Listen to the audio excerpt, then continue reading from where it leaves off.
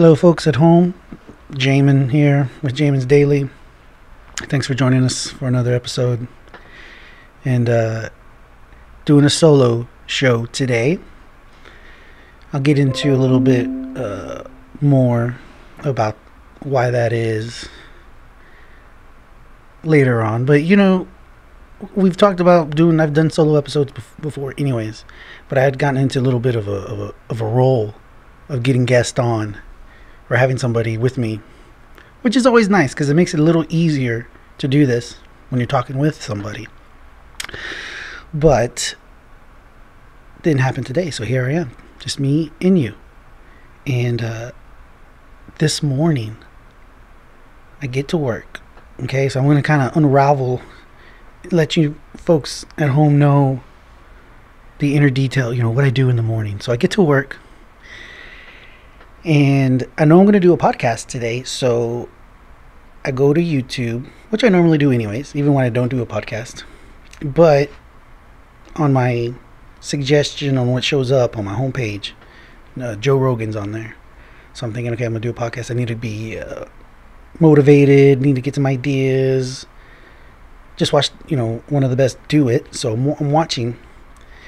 And he's got some guest. I can't remember his name, but I looked him up, some MIT guy. A brilliant person. And they brought up Stevie Ray Vaughan. This is one of the great things about podcasts, and in particular about Joe Rogan's show. But podcasts in general is you learn new things. And when I watch them when I'm at home, but if you're watching them on your phone or something, you can right away look things up. Because they brought up Stevie Ray Vaughan, and I'm thinking they're talking very highly of him in regards to music. And I'm thinking, who is this guy? Because I hadn't really heard of him. Shame on me. Now I'm finding out. Shame on me. I blame my parents. Where were they?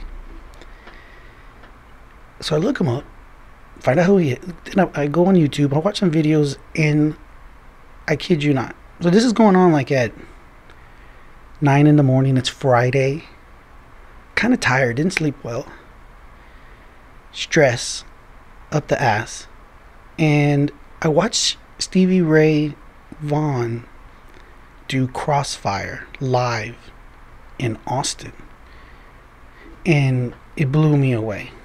It was amazing, right? And then you read all the comments, which is hilarious. And then I watched him do a cover of Jimi Hendrix Voodoo Child. Minutes later, right?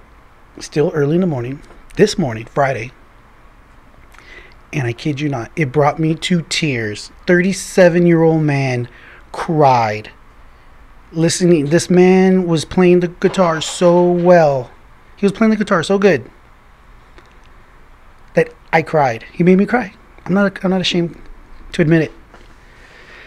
So now I've just been like binging on Stevie Ray Vaughan stuff. It's spectacular, folks. You gotta watch it.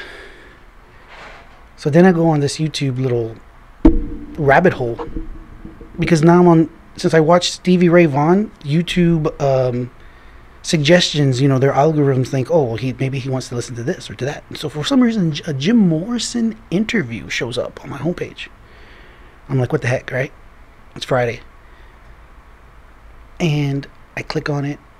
I didn't watch the whole thing. It was 26 minutes. I ain't got 26 minutes to dedicate it to it. But I watched like the first 4 minutes probably. And it's this interview that he's doing. Now we're on to Jim Morrison from The Doors. And he's doing this interview with some Canadian broadcasting company. It's 1970. And it's on YouTube. You need to look it up and watch it. Because he was brilliant. The guy was brilliant. If you watch Oliver Stone's movie The Doors, it does an injustice to him. Because he was definitely, he was a poet and a songwriter, rock star, substance abuser, okay? But, all the geniuses and rock stars, they, there's a price to pay for a genius, so this happens. And I like my rock stars kind of crazy, That's how I see it. So, this just kind of changed my thoughts on Jim Morrison again, because I'd seen that movie a couple times, and it's a good movie, entertaining movie. But then when you watch this interview with him, it's very It's very like what's the word? You wouldn't expect it. It was very diplomatic. CNN, like the guy went to college. He was educated, so he's very articulate and talking about all the issues of the time. This is 1970, using different, larger word.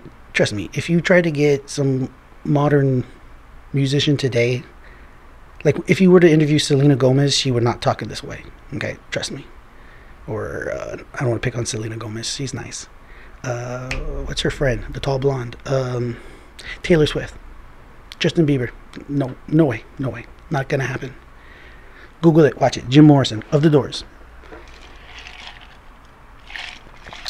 So I was thinking about, since I cried watching Stevie Ray Vaughan play Voodoo Child. I'm crying, and as I start to cry, I'm thinking, oh my God, I just needed like this release. I needed this emotional release that I didn't know was building up. That's the only way I can describe it, because it was almost like a religious moment. I was like, oh my God, and it just hit me, and now I'm a Stevie Ray Vaughan fan for life, because I just had this moment with this artist. It's insane. That's why I'm talking about it on my podcast, because I figured, hey, if you want to know, you want to get things from Jamin, you want to know the real me, well, Stevie Ray Vaughan made me cry. And then I listened to I listened to an interview of Jim Morrison. And I think more highly of him now after listening to it. But let's get on to the news of the day. Let's see if we can find some juicy topics, some things that are going on in the world that you folks at home might find interesting. But before we do that, just want to say this episode is brought to you by Sage Choice Insurance. You can call us 361-400-2411. Call us anytime. We're always looking for referral partners. We want to help you close your deals.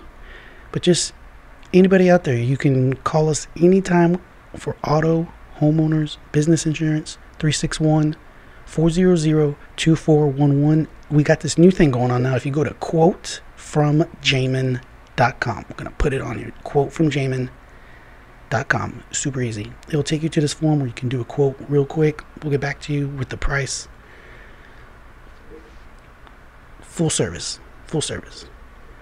But yesterday, so we've done, folks at home, who I hope, if you're just now watching this for the first time you ever seen my podcast, thank you. Share, like, all those things. We're going to start a YouTube channel here once we get to 50 episodes, folks. But we're at 19. This is 20. So this is kind of like a milestone episode. This is episode 20. I'm surprised that I made it to 20. I'm sure other people are as well, because I guarantee you a lot of people try to get into podcasting. They do a couple and then it's like something to try, and then you don't get it. It's some work at that point. After that, So now I'm on 20, a little bit of a milestone. So cheers.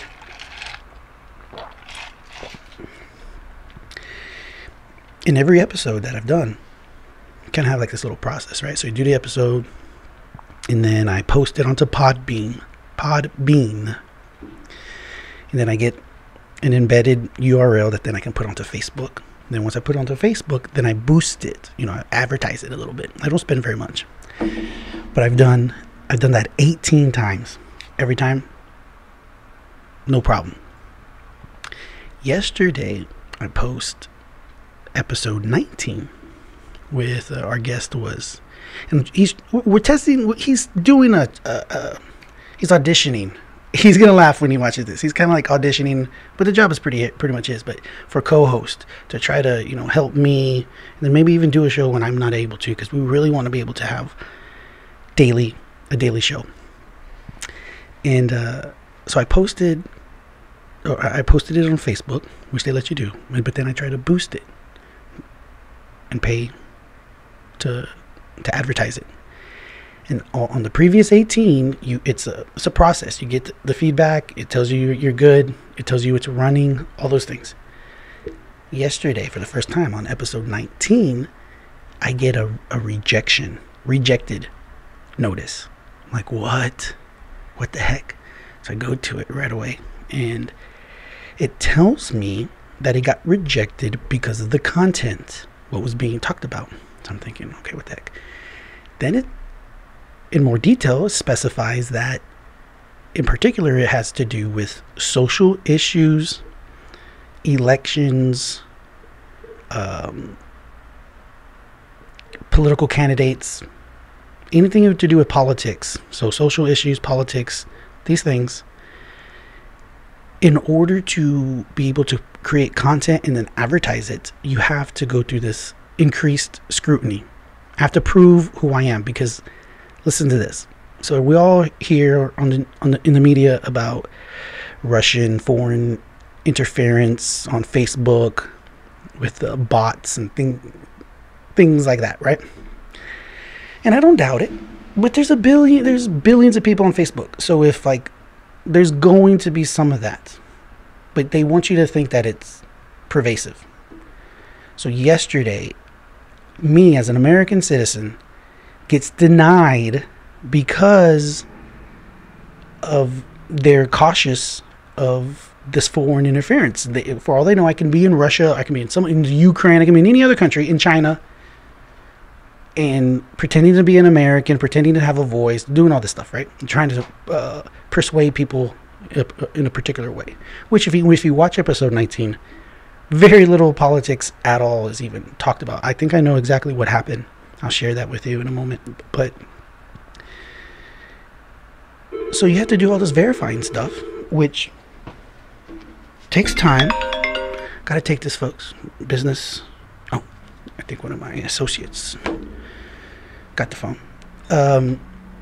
But it takes time. You have to verify. You send the photo ID. Then they ask you a whole bunch of questions, which is so crazy that they even know this stuff. Let's see here. Hello, it's Jamin.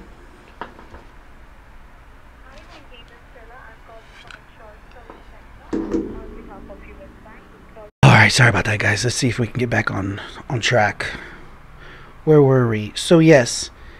So we're led to believe that it's, there's all these foreign interference, and it kind of lets you think that, oh, it's so easy.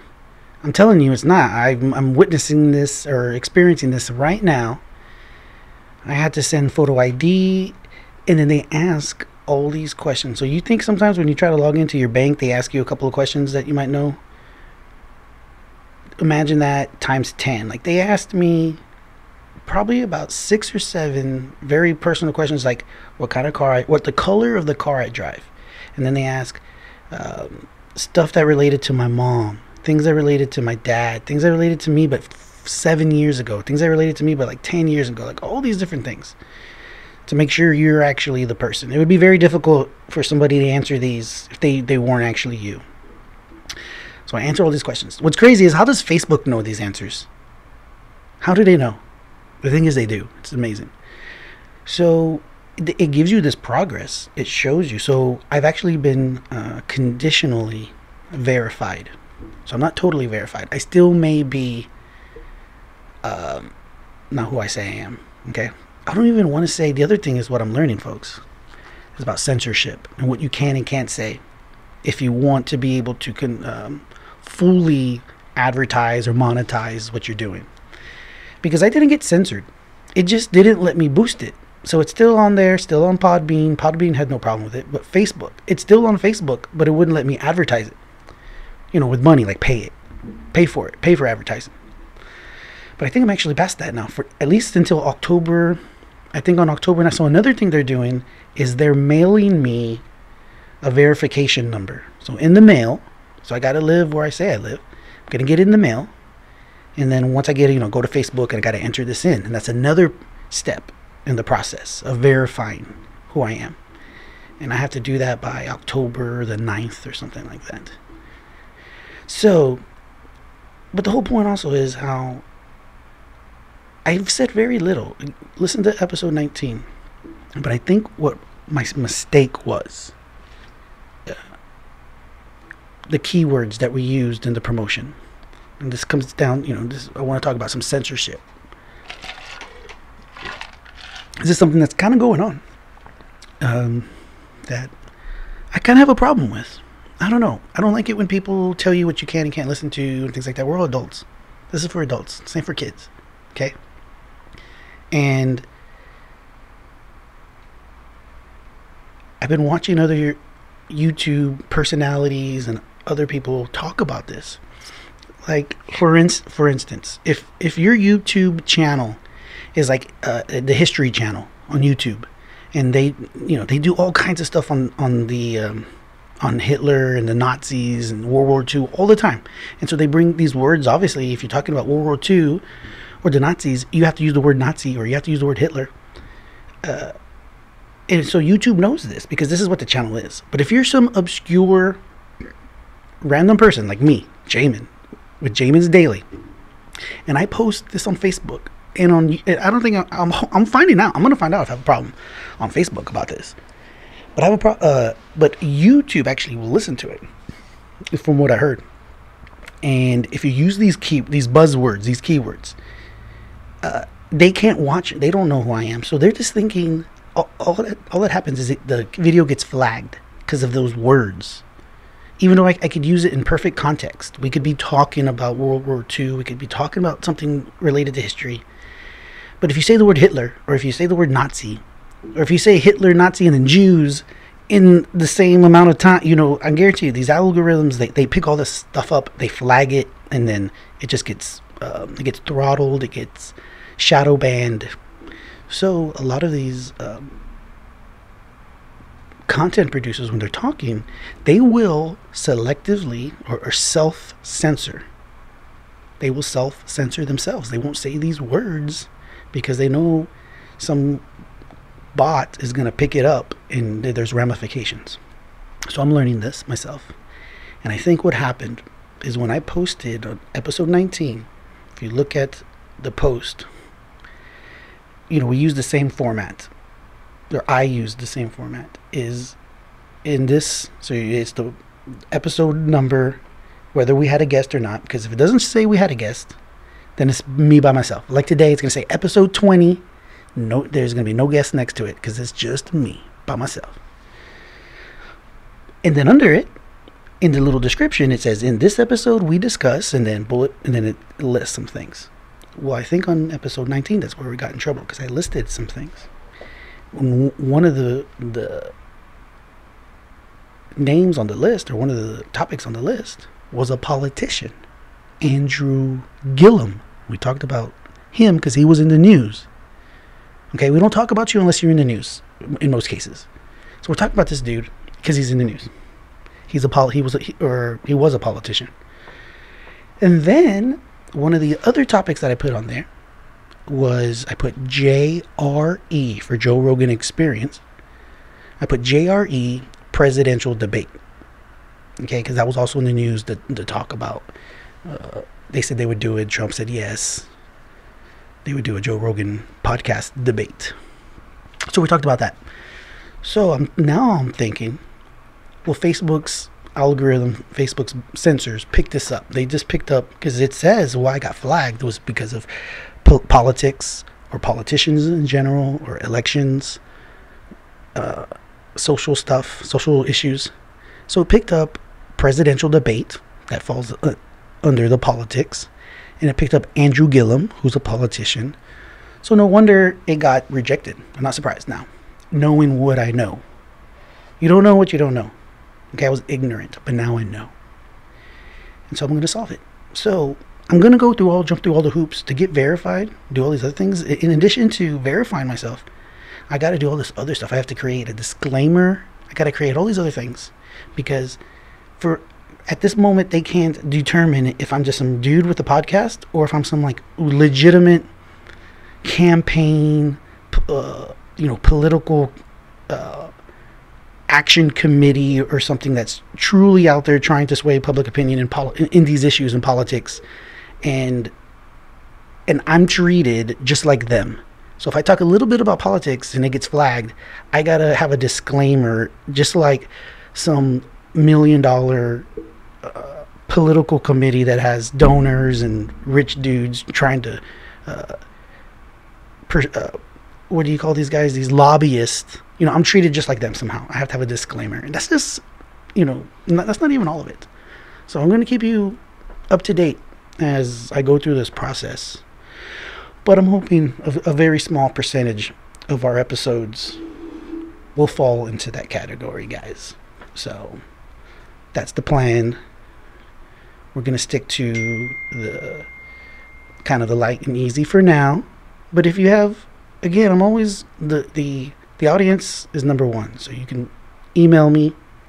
That's the other thing, guys, ladies and gentlemen. I'm trying to get away from folks. I like folks. I think it's a very inclusive term. Folks. We can all be folks. We're all part of the folks. But the other thing I got to do, I've been telling you, jaminsdaily@gmail.com. And still, you know what? Nobody's emailed me. So sad. I'm not too proud to say it. I'm not ashamed. Hey man, I'm doing a podcast. Email me if you listen to this. I'm getting downloads. People down, dozens, I think several hundred now. Downloads. So I have analytics, I can tell. So people are watching, or people are downloading it and then watching it, I would assume. So email me, jaminsdaily@gmail. Anything. I don't care what you email me. But it would be great if you email me something related to the show. And so right now I'm always taking ideas on segments or topics. If you send me something and you allow me to, I'll use your name and be like, so-and-so from so-and-so wanted to talk about so-and-so, and then we'll talk about it. How cool would that be? We're working towards that. But I think I'm going to have to change the email because of this verification process and this whole censorship I'm not going to call it censorship. This, what's the word? Very stringent rules that Facebook is doing. Very cautious. They're under a lot of scrutiny to do this. So I actually, in that debate on whether or not they're doing enough to prevent these things, the whole influence or misinformation on Facebook, I actually have a better opinion of them now, knowing what I'm having to go through. So we're going to take a break. That was 10 minutes. We're going to have a marathon today, folks. We're going to do a marathon solo. A solo marathon is going to be like an hour. We're practicing. I figure the better I get, the easier and more comfortable I get with this. We can go longer and longer. But for now, we're going to take a break. When we get back, we're going to look on the interwebs, see if we can find something to expand upon what we've maybe already been talking about, or just get into something completely different. Who knows? We'll see. Stick with us. Welcome back, folks, to Jamin's Daily. After the break, the lighting should be better. I'm actually can notice it right away. I was plugging in the lights, and I plugged in a light, and I turned it on, but it wasn't plugged in. And then I got into my position, and I just started it. So lighting should be better for this third segment. But we were going to get into some juicy topics, and I found something, folks. Machine Gun Kelly and Megan Fox. Have you heard of these people? Megan Fox, I think, is a little more popular, maybe a little higher on the celebrity totem pole than Machine Gun Kelly, who is a rapper. White guy, all tatted up, skinny. I couldn't name a single song because I'm not a fan. But there are people who like his music. And so they are in the news because there's video of them in a car and they're like getting hype over his song on the radio called Bloody Valentine. And they were in they did a movie, not a movie, they did the video together. So they're in the video. Haven't seen the video either. But the whole story on this, and what I'm hoping to get some feedback from the people at home,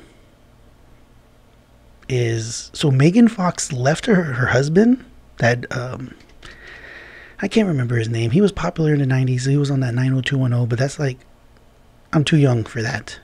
That was like in the early mid 90s. I was like 12. All right, I wasn't paying attention to that. But Jason Allen Green or something Allen Green, or Anyway, she left him. Kind of, it doesn't look good. I mean, it doesn't appear to. I mean, who knows? Maybe the other guys, he can be a complete butthole, right? They have kids, young kids, kind of. She goes out and does shows or does movie deals, so she's gone. And so while she's gone, she just like told him, "Hey, I'm out. I'm with Machine Gun Kelly now." So, what can you do? What can you say? But Machine Gun Kelly, what I could say is that, I mean, maybe she could do better. Can we judge? I'm not judging. What's another word for judge? I'm like just observing, perhaps, and making the simple suggestion that perhaps she could have done better, which is subjective. Hey, maybe not. I don't know. Maybe Machine Gun Kelly fans at home, I want you to come at me. I want the first person to send me an email to be a Machine Gun Kelly fan. Like, send me nothing but nasty stuff. Like, nasty in the terms of, like, mean. That would be awesome. But man, what was I gonna... Moving on, folks. Moving on. Chuck E. Cheese. It's going bankrupt. It's pretty sad. Because I have some memories of Chuck E. Cheese, and perhaps it may not be open anymore. And because they are going through this bankruptcy, Chuck E. Cheese is seeking to destroy 7 billion prize tickets so it can save $1 million. I don't know how destroying these tickets is going to save them $1 million. I guess because then they can't cash them in. Says Chuck E. Cheese is asking permission to destroy a supply of a whopping 7 billion of its prize tickets at a cost of almost 2.3 million, as it will actually save the company money in the long run. So yeah, 7 billion tickets, that's insane. It's going to cost them, why would it cost 2.3 million to destroy them? Why can't you just like put them somewhere and burn them? How does that cost $2.3 million?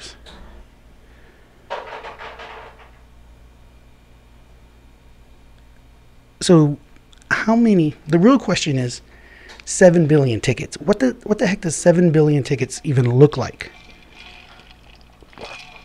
Can you imagine? I'm trying to right now. Well, here's the good thing. I can help you. It says this massive supply of 7 billion price tickets is enough to fill about 65 40-foot cargo shipping containers. According to this filing, so Chuck E. Cheese had to, because they're going through this bankruptcy, has to send this information to like the government or something. And so this was in it. It's public information, I guess. Think of all the other, if they have 7 billion, that's that they have accounted for somewhere. What's the outstanding? Because people take them home with them. There could be another 7 billion out there. And that leads me to another thing. Talk about waste. Like all the, like that's not very sustainable, folks. All these stupid tickets. Can we just get like e-tickets or something? Figure that out instead of having all this waste. 7 billion tickets. Anyways, getting into Chuck E. Cheese. The sad thing about this whole thing is that they're going to close. Because coronavirus, I would imagine, is the culprit. You ever see the videos, though, of people going crazy? I never understood why they sell beer at Chuck E. Cheese. I think I may have had one. And granted, if I could, I would drink 10 if they let me. But I never have. When I go to Chuck E. Cheese, I'm not trying to drink. Okay? But maybe it would be kind of cool to like just get wasted at a Chuck E. Cheese. And the thing is, that happens, and then you see it on the internet. People fight. How in the heck do you get into a fight at Chuck E. Cheese? You know? There are kids around. You're supposed to like rise above it, but no. It happens. Moving on. Trevor Noah. Insert picture. This guy takes over for Jon Stewart on The Daily Show. The thing about, I have some fond memories of Jon Stewart in The Daily Show because at his prime was when I was like in college. So I had time to watch it and I thought I knew things, right? So this is like 2002, 3, 4, 5, 6, 7. I was in college for a long time. And then maybe a little bit after that. But then, I don't know, I didn't have time for it as much. So I stopped watching. But it was good. And I think everybody, I don't think it's debatable to say, Trevor Noah, hey, I'm sure he's a funny comedian. But the show's fallen off, right? But that's not even the story. Because what's in the news right now is that Trevor Noah, he sold a Bel Air mansion. Okay? So, I didn't know that he made that being the successor. Like I think he's from the UK or something, but I didn't know he was making that kind of money because he sold it. He bought it for $20 million. Didn't know he had that kind of jack. $20 million? How much did they pay him, or how much did he have in the bank to get that? It's crazy. Well, I guess he put it down. He's got a mortgage and all this stuff, so he didn't pay $20 million. But that show is paying him really well, and he sold it for $21.7 million. And if you buy a $20 million house, how much do you think you have to be making a year? That's a good question. I'm going to put some thought into that, and we'll talk about it later. Moving on. Oh, I found a really good one to close this segment, folks. This is something completely different. We've never done before. But it's one of those ask somebody, like the Dear Abby stuff. So I found one that was pretty funny. And if it works well, maybe we'll do this sometimes. We'll just go through them. Because before Yahoo got into censorship and wouldn't let you participate in like the comment section, right? Sometimes I would, killing time, I would read some of these because they're pretty funny and entertaining, and then read the comments, and then I would opine. So this one's called Ask Anna. It says, I'm almost 23 and I've never had a boyfriend. Is this normal? I'm going to say no. It's not normal. Normal is like in the eye of the beholder. So whatever people think is normal is what normal is. Okay? In most cases. And so most people have had a boyfriend or a girlfriend by 23. So if you haven't, it's not normal. Like by definition. Now we can sugarcoat this, folks at home, because we always have a rosy outlook here on Jamin's Daily. Brought to you by Sage Choice Insurance Agency. Call them for a quote, 361-400-2411. But we like to be optimistic. So let's say she's 23. Who knows? She could be in like a rural town. There's not a lot of guys around. So there can be some mitigating factors other than her just being, I don't know, strange herself or something. Let's see. You know what? Anna says. So here's Ask Anna. So what does Anna say about this? You heard what I just had to say. It says, well, I just want to say, welcome to the world of wanting to find love. It's kind of cheesy. First, age doesn't matter at all, whether you're 16 years old or you're ready for the dating game, or you're 55 and you're thinking about dipping your toe into the world of relationships. The main thing is that you're feeling like you want to start dating, and that's fantastic. You say you're 23. Well, I don't think I found my first proper boyfriend until I was in my mid-20s. This is terrible advice already. There's more. We're not going to read it. Terrible advice. She's just basically trying to tell her that she shouldn't feel bad about it, which is, you're right. The solution is, listen, you got to put yourself out there, do your best to be presentable, and then, it just happens. It's fate. Or go online, you can put your profile out there. That stuff works nowadays. But this lady, how can you say whether you're 16 or 55?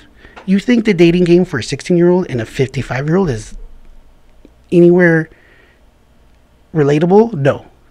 Ask Anna. We're not asking her anything else, folks.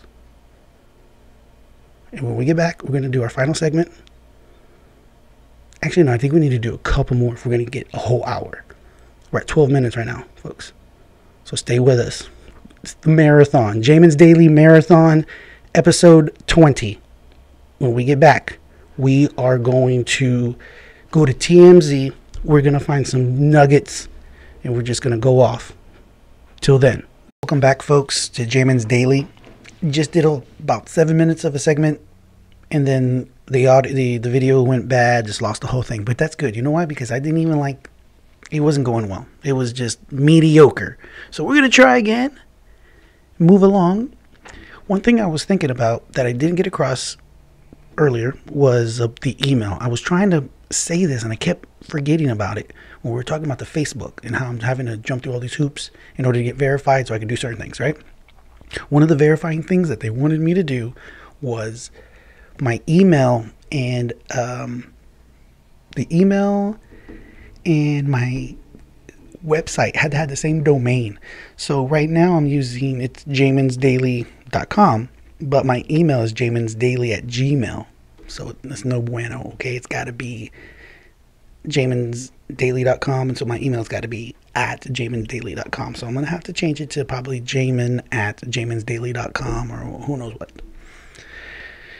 So, but until then, jaminsdaily@gmail.com, you can just continue to send it there, folks, okay? And so we're going to have a woke moment. So I came to Huffington Post, and as I'm looking for a woke moment, I came across the 20 funniest tweets from women this week. And this week being September the 12th through the 18th. Okay, guys? So, drum roll, 20 tweets. We're going to go through each one. And I'm going to break it down. Okay, guys? I'm thinking if I spend 30 seconds on each one, that's a great way to build up some time. So, I'm going to try to find out, or what's the word? I'm going to try to pronounce some of these, the names that they use, because you can use whatever in most cases. So this one's Ida. And you can use all kinds of different abbreviations and capitalizations and stuff. So this one's all capital AIDA. Ida at shut. I can't pronounce that, but Ida at shut. I don't know. That was tough. I've always wanted to be a whistleblower, but unfortunately, I don't know anything. Okay. It's kind of self-deprecating because you're saying you don't know anything. But at the same time, they're trying to make a joke that maybe perhaps people don't think women know something. Is that what she's trying to say? That's the humor part of it. Like, they think I don't know, but we do know. But we're not. So she wants to be a whistleblower, but people think they don't know anything. All right? I don't know. I'm confused on that one. So we're going to categorize these into different categories, right? So like the confusing, the genuinely funny, etc., etc. So this one was confusing. I think I know what it is, but I don't think that one was good. We can also, I think what we should do, we should rate them. I'm wondering, because this one's September 12th to 18th. I wonder if Huffington Post does this every week. And if they do, that would be gold for the show, guys, because then we can do it every week also. And what we'll do is we'll rate them. We'll give them 1 to 5 stars. And we'll create some kind of parameters for judging, right? In terms of originality, whether it's funny or enlightening, something like that, right? So I'm gonna bring that out to you. We'll put out the rules. Next one, we're gonna try to do all 20, and some of these are hard because I can't pronounce some of this stuff. Karen Chi says that Hakuna Matata sequence where Simba grows up, but it's me turning into my mom. Hakuna Matata. What a wonderful phrase. But Simba's a dude, so it's kind of off, but you can still use it. And then you're growing into your mom. You're getting older. So we can really, I guess what she's trying to say is she's watching this show and she sees Simba grow up, and it reminds her of growing up, and she's becoming her mother. That's cute. Okay, that's not so bad. We can rate. I'm gonna give that 2.5 stars. 2.5 stars. Nicole Thurman says, me talks an insane amount of BS. Try not to cuss, folks, because this is rated on all the distribution and iTunes stuff like that as PG-13. So I don't know. We're gonna find out, right? So we'll just say it and see what happens. We'll see what happens. It says me talks an insane amount of shit. Me, but I mean, if they're happy, I won't judge. I was reading this one earlier before when I was thinking about doing this, and that was one of the ones that I read. I didn't read all 20, but I read that one. I was like, that one's terrible. That one's gets a half a star because I don't want to give. You get half a star for just effort, I guess. That one was not very good. Sarah Cooper says, sometimes it's hard to see the forest for the exploding trees. I guess that's some kind of forest fire joke or social commentary. It's really kind of hard to make a joke about forest fires. I mean, you could, but I guess this is an attempt at some kind of, lightheartedness, even though forest fires are terrible tragedy, I guess. Moving on. I'm not keeping count, so this one's Tilly. Tilly says, getting him an empty PS5 box and filling it with 1,000 reasons why you love him. If you did that, it would be kind of cruel. But if then you put an actual 1,000 reasons in there why you loved him, that would take a lot of time. Because what are you going to do? You're going to write them into pieces of paper or something and put them in there? 1,000? That would take a lot of effort and a lot of time to do that. Especially if you did it handwritten or something. I don't know. So maybe I'd feel good. I'd be like, hey, man, this girl really likes me. She went through all of this. Atsuko Akatsuka. It's an Asian person. Atsuko Atsuka. Continually. Let's read these right. Continually. No, that's not how you say that word. Continually is how you say it. Continually impressed by folks who use big words. I'm always trying to use the shortest words possible. Sometimes just grunts. Honestly. Okay. Uh-huh. You could do the monosyllabic, like yes, uh-huh, yes, uh-huh. All these different. I learned that on The Family Guy. I didn't give the greatest examples, but they kind of qualify as grunts. That one, she's impressed by people who are using big words, but she says she tries to use small words. So again, this is part of. I find people do this a lot where. I guess it's kind of like a rebel thing. Like, oh, that's what they do, but I'm going to do something else. All right. Good for her. Good for Atsuku Atusaka. Jill Twiss. I accidentally bought inspirational paper towels, and I am furious. There's photos of them. And it says, love big, play hard, eat dessert, savor the simple things. I don't know why she's upset or why she's furious. This Jill Twiss is wearing a mask on her Twitter profile. FYI. Veronica Kiwatkowski. Oh, you just flipped over to face away from me in bed. Interesting, I didn't know we'd broken up. Let's read that one again. Oh, you just flipped over to face away from me in bed. Interesting, I didn't know we'd broken up. This one's going to take some heavy analyzing, folks. So, we're in bed together, and you turn away, perhaps. Maybe because the bed is warm or something, and you're trying to get cool, readjust yourself in bed. And now this lady, interestingly enough, thinks to herself that now you're broken up? What the heck? This makes no sense. Ari says, another person. But this says women, so they've been identified as women. So all these women are women. In case you guys are wondering how being manager is going, no one showed up today because I forgot to make this week's schedule and a bunch of like laughing, crying emojis. Well, that's just incompetence, folks. You're the manager, you don't do the schedule, then nobody shows up for work. That's not something to brag about, folks. All right? That's not funny. It's like, I'll fire you if I'm like the district manager. How do you do that? How does that even happen? And then you go on Twitter and laugh about it? Come on now, folks. I don't even believe it. This is a Russian bot. This is one of those Russians that Facebook is thinking I am. But this Ari is probably really one. Elizabeth Hackett.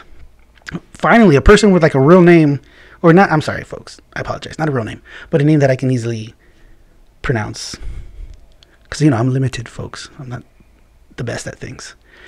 You're not really home as an adult unless it's 6 a.m. and you're staring at the ceiling on an air mattress surrounded by your father's extensive collection of military history books. My first thought is that's a long sentence. Second is that why 6 a.m.? That's a very odd hour. That's like the hour that people who wake up early wake up. If you haven't gone to bed by 6 a.m., that's a whole other different story. So what the heck is going on? Has she not gone to bed, or is she waking up early? And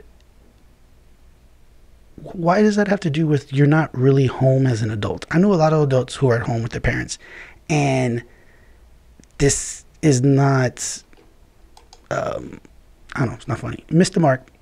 Elizabeth Hackett, try again. Oh, you know what we forgot, folks? We were rating them. This one, 1 star. 1 star, Elizabeth Hackett. The Ari, the one about the manager, I guess it's kind of funny. It's not terrible. I was just saying it's not a good thing that she's laughing about hurting her employment opportunities. But that one's like 2 stars. The broken up in bed, did I give that one? That was like 1 star too. These are all unimpressive. I'm hoping to come across one that, I think I found one. Jesse says, my husband wants to make cauliflower crust pizza, so now I have to run to the grocery store and find a new husband.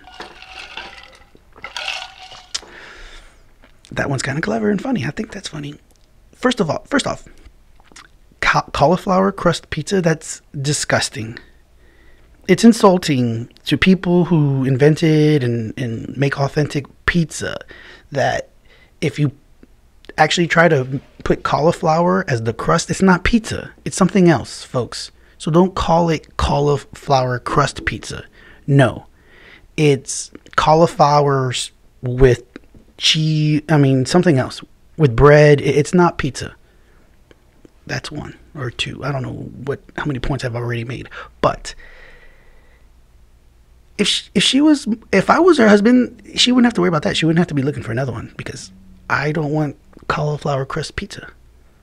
So I'm going to give this lady, I'm going to say that one's 3.75. Can we do that? 3 3/4 stars? This is like, what was that show? Man, Star Search. This is like Star Search. We're giving quarter stars. Okay. So this is 3 3/4 stars, Jesse. Let's see. What do we... I don't know. Like I said, I'm not keeping count. So this one's number like maybe 7 or 8 or 9 or 10. Sachi says, hearing reports from my cousins that texting them once every 4 months with, how are you, and your jerk-ass kids is not the same as keeping in touch. That's funny if you don't like your family. For people who don't like their family, I guess, yeah, that's funny. You're telling the world, hey, I don't get along with my family, and I don't like their kids. I don't know. It's kind of funny, but I don't have that problem. I actually like my nieces and nephews. I see them often. It's a blessing. But, if I didn't, maybe this is the kind of stuff, this is what I would say. Jerk ass? Who uses that word? How are you and your jerk ass kids? Anybody? That gets 1/4 star. This is our lowest rated so far, just because of this strange slur. They just made it up. Cat. My friend texted me that socks are just portable feet carpets. And I have no idea what the... Man, so now they're getting into some heavy language that I'm not going to say. But my friend texted me that socks are just portable feet carpets. And I have no idea what the heck to do with this. Terrible. 1 star. Zui says, I'm having trouble bullying myself into working today. Okay, that is kind of an interesting thought. Bullying yourself. Bullying, no good. But if you bully yourself, is that okay?